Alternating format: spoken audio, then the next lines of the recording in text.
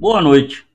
Aqui quem vos fala é Dr. Beco e eu gostaria de apresentar para vocês uma aula sobre as diversas partes básicas de um programa em C. Então, eu vou mostrar para vocês um livro, que é um livro sobre estilo de programação e elementos da linguagem C, baseados aí neste livro que eu pretendo lançar logo. Então, esse aqui é um primeiro exemplar. E nós vamos tratar aqui do capítulo 2, né? O livro basicamente é dividido uma pequena introdução, o capítulo 2 que trata dos elementos em linguagem C, e o capítulo 3 que vai incluir exercícios mostrando cada tipo de conceito que é abordado na linguagem C. E o 4 são os exercícios resolvidos, né? Tem uma parte interessante desse livro que é uma seção de como você pode piorar o seu código. Coisas que são erros comuns que eu vejo em alunos de programação iniciantes e eu mostro aqui no livro. Pronto, elementos de programa em C. Então, a nossa primeira tarefa é identificar os elementos de um programa em C, como eles devem ser preferencialmente dispostos em um código-fonte, para padronizar e facilitar a legibilidade do mesmo. A leitura de um código é tão importante quanto sua lógica, e a padronização deve seguir boas práticas de indentação e disposição dos elementos. Desta forma, o código pode ser facilmente interpretado, tanto pelo seu próprio autor, quando o ler meses ou semanas após a sua escrita, como por outros colegas de profissão que recebam a tarefa de atualizá-lo. Então, vejamos o código 2.1 para, então, discutirmos linha a linha estes elementos. Aqui eu tenho um código numerado. Então, nós temos o comecinho lá, uma seção com copyright e algumas anotações, uma seção com include, uma seção com defines, depois tipos, e aí protótipos de função, e então nós temos a função main, e por final nós temos as outras funções auxiliares, e ainda na última parte, no rodapé, nós temos um código chamado Modeline, que ajuda o editor de texto a formatar melhor o seu código. O editor usado aqui é o VI, ou o modelo mais recente chama Vim. Então, discussão de cada trecho. Primeiro, você vai encontrar vários comentários separador, que seria essa linhazinha tracejada aqui. Quando você troca de uma seção para a próxima, é legal visualmente você colocar um separador. Das linhas 2 a 8, nós temos o cabeçalho. O cabeçalho tem que conter o nome do programa, o nome que é do arquivo, né? A versão, uma breve descrição do programa, a mensagem de copyright com autor e ano, licença e garantia, informações de contato, a data de criação e, opcionalmente, datas de futuras modificações. Então, vamos ver essa parte. Está aqui, nome do programa, descrição, copyright, garantia, autor, criação, modificação. Se tiver muita modificação, vai colocando uma embaixo da outra. E aí, item 9, você sempre deve pular uma linha para separar blocos distintos de código. Isso facilita a leitura e facilita também a navegação com o editor VI. Usando as teclas de abre-chave e fecha-chave, o VI ele pula seções. Da linha 10 a 13, nós temos a seção dos includes. Eles são, em geral, os primeiros códigos que você vai adicionar no topo do arquivo, antes de qualquer comando. Uma exceção é a biblioteca assert. Essa biblioteca, ela precisa do define da variável da macro ndebug. Então, ela tem que ser incluída após esse define. Mas essa é o único include aí que tem exceção. Então, vamos ver aqui. Primeira seção, os includes. Separa o include com um espacinho para melhorar a leitura. E eu gosto de colocar um comentário sobre o porquê que eu estou fazendo esse include. Então, lá no código, às vezes eu estou no meio de uma solução e eu penso, poxa, tem uma biblioteca que faz isso aqui, esse pedacinho que eu estou precisando. Aí eu uso a biblioteca padrão, coloco o include lá em cima e coloco aqui, usado por causa da biblioteca tal, né? Ou se eu usar muitas bibliotecas ali, aí só faz uma descrição genérica e pronto. Depois, a seção com os defines, e os defines aqui tem uma dica que é importantíssima. Nunca use os chamados números mágicos. Então, vamos ver a seção de define e o que são esses números mágicos. Então, por exemplo, aqui eu defino a macro versão, que é esse valor. Se eu quiser imprimir qual a versão desse programa, eu imprimo essa macro.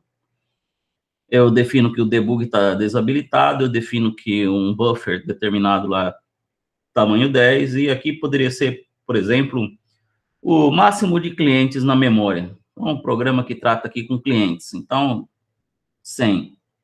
O que são números mágicos? De repente, você está lá embaixo, no meio do código-fonte, programando, e aí você, sei lá, você define o tamanho do nome vai ser 32 caracteres. Aí você abre um laço e escreve, para ir variando de 0 até 32, faça isso e isso com cada letra do nome. E aí ficou aquele 32 ali. Passou uma semana, um mês, chega o patrão lá e fala, seu código está dando problema, parece que tem um cliente nosso aí que tem um nome maior de 32 caracteres. Aí tem que alterar isso daí, não é para ser 32 não, bota 100 caracteres.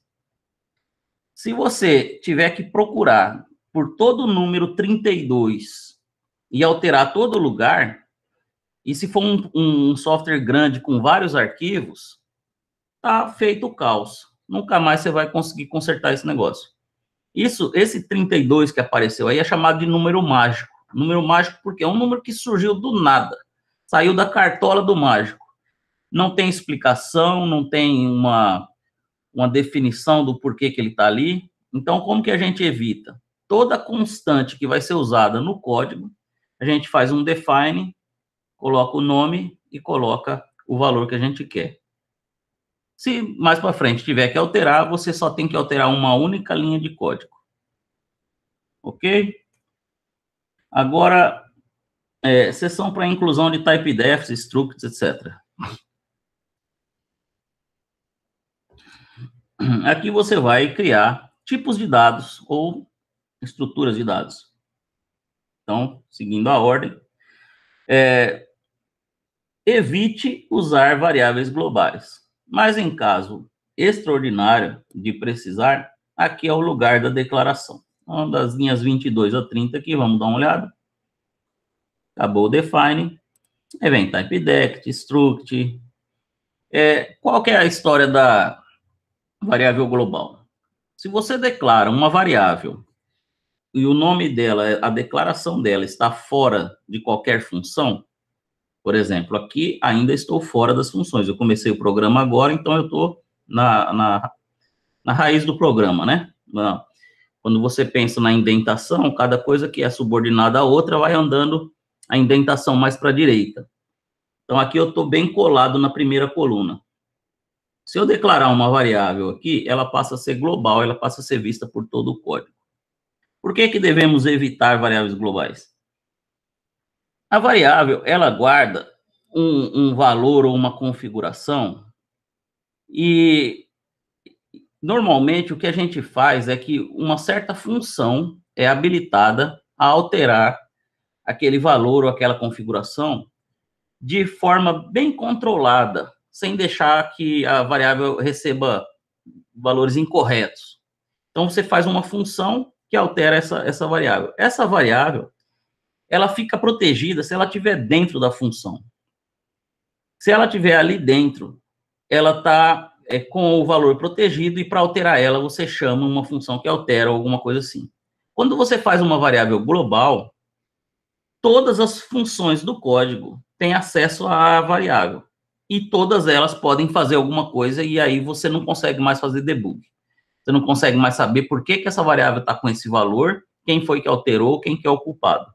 Então, aí esse processo de fechar a variável dentro de uma cápsula da função é chamado de encapsulamento, né? Então, a gente não usa variáveis globais. Depois da 32 a 34, são os protótipos de funções, também chamados de declaração. Em inglês, você verá prototype ou forward declaration. Lembre-se de colocar um breve comentário explicando cada função. O comentário pode ser padronizado para aparecer na linha anterior ao protótipo, ou, se forem pequenos, na mesma linha do protótipo. Não misture padrões. Uma vez escolhido, use o mesmo padrão em todo o programa e demais arquivos, certo? A minha recomendação é fazer anterior ao protótipo. Pronto. Aqui eu dei um exemplo com um comentário na linha, né? Então, abriu a seção com o divisor, o título aqui, funções de protótipos, e aí o protótipo da função termina com ponto e vírgula. Esse mesmo protótipo vai ter que ser usado na cabeça da função sem o ponto e vírgula. E o comentário pode até ser o mesmo, mas lá embaixo, no corpo da função, você pode usar um comentário bem maior e explicar mais o que a função faz. Em especial, na explicação do que a função faz, tem que ter o que a função recebe e o que a função devolve, entrada e saída da função. Então, aqui é a seção de protótipo.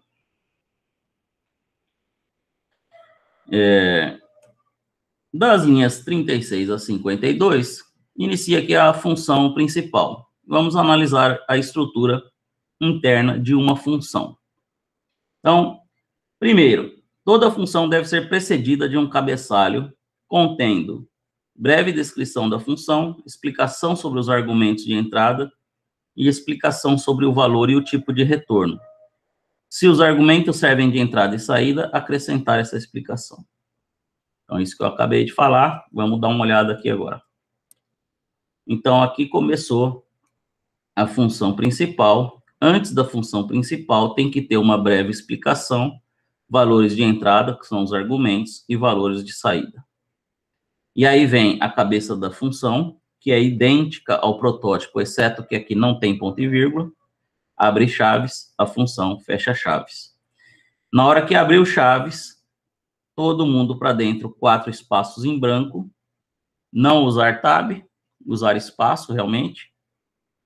E aí, todo mundo é subordinado a essa função, está todo mundo na mesma coluna. Cabeça da função é a definição. É composta por um tipo, o nome da função e uma lista de argumentos. E aqui, diferente do protótipo, não vai o ponto e vírgula. A função main, obrigatoriamente, tem o tipo de retorno int. Então, no caso da main, você não pode escolher o tipo de retorno, ela obrigatoriamente é int. E o nome dela é main, obviamente. Também os argumentos são fixos. Os argumentos podem ser apenas uma dentre duas opções. Ou você escreve int main void, para dizer que você não está preocupado com entradas da função main. E aí não será lido nenhum argumento do sistema operacional. Ou você escreve int main, int argc e char asterisco argv cochete. Então, são esses dois argumentos que a função main aceita. Esses dois argumentos, eles têm uma finalidade de explicar o que você recebeu de entrada do sistema operacional. A string argv contém argc elementos e será recebida do programa vindo do SO, contendo a linha de comando usada para executar o programa. Então, se eu colocar, por exemplo, uma chave "-h", que é o comum para help, eu escrevo o nome do programa, espaço, "-h". Então, eu vou ter aqui que eu tenho, na verdade, 2 argumentos, porque o nome do programa conta. O argv0 é o próprio nome do programa, e o argv1 é o comentário, é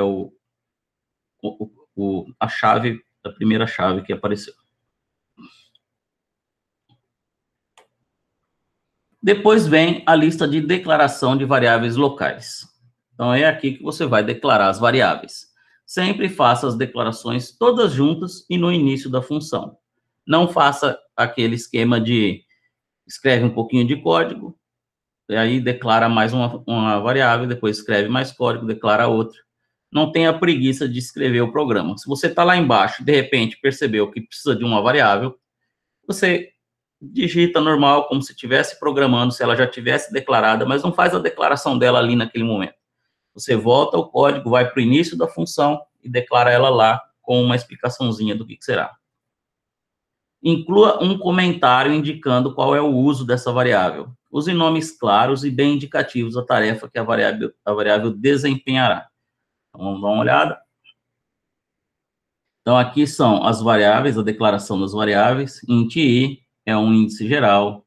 O char s, sbuff é a string para guardar sei lá, um nome, tem que completar aqui, né, que isso é um protótipo. Um registro de clientes, etc. Então, esse bloquinho inicial é de declaração de variáveis. Após a declaração das variáveis, vem o código. A função main não deve ter muito código. Quando você for fazer um programa, a função main, ela é mais como... Imagina um livro, seu programa é um livro, a função main é o índice ali, o sumário. Então, ela vai dizer, olha, vai para cá agora, faz isso aqui nesse capítulo aqui, aí depois vai para lá, faz isso aqui. Então, ela meio que só organiza e as tarefas ficam divididas em subtarefas em várias funções. O código na função main deve ser pensado de modo abstrato, delegando tarefas mais detalhadas para outras funções. Pronto, então, após a declaração de variáveis, vai o código, e aí vem o retorno. Toda função bem escrita tem explícito pelo menos um return.